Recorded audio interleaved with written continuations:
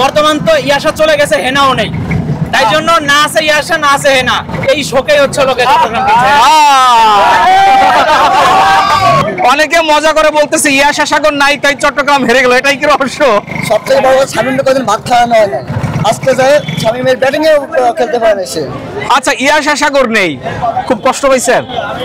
আমরা দুর্বলতা ফিল করছি, ইয়াশা সাগর হয়তো বা সবার ক্লাস কি করে চট্টগ্রাম এই কারণে হয়তো করতে পারে। ইয়াশা সাগরের জন্য তো দুর্বলতা ফিল করছে। হ্যাঁ বলেন।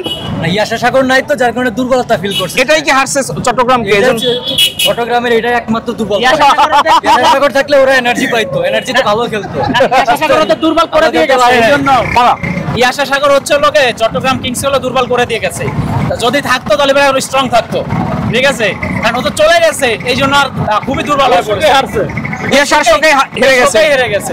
ও কারণ বর্তমান তো ইয়াশা চলে গেছে, হেনাও নেই, তাই জন্য না আছে ইয়াশা না আছে হেনা, এই শোকেই হচ্ছে লোকে চট্টগ্রাম কিংস।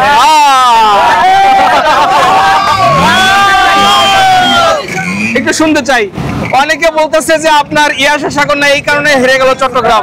ইয়াশা থাকলে মাঠ থেকে অনেক অনুপ্রেরণা দিতে পারতো, সাহস দিতে পারতো এবং ফিজিক্যালি সবাই স্ট্রং থাকতে পারতো। ইয়াশা নাই, হেনা নাই, তার কারণে সবাই ভেঙে পড়ছে, যার কারণে কি আজকে আমরা হেরে গেছি। এজন্য অনেক হতাশা। ইয়াশা সাগর কোথায়? চাচা ইয়াশা সাগর নেই।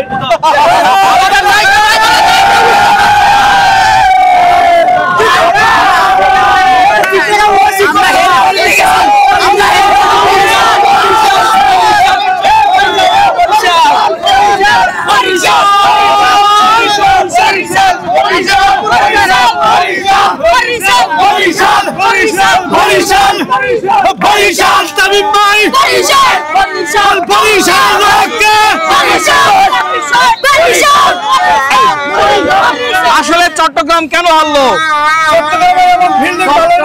ক্যাপ্টেন্সিতে ভুল আছে, তারা লর্ড মিটনকে ক্যাপ্টেন্সি দিয়েছে, এটাই হলো তাদের ভুল। বরিশালের লঞ্চ থেকে চট্টগ্রাম বন্দর শেষ।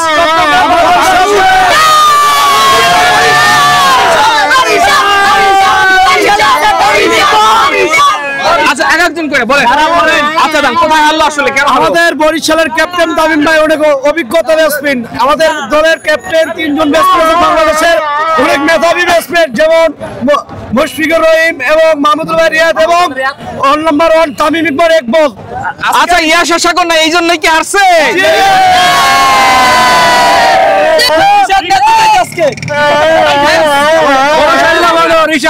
বরিশাল্লা খেতার গাটি বলে না সবাই, খেতার গাটি কি বলে দেখাই দিচ্ছে।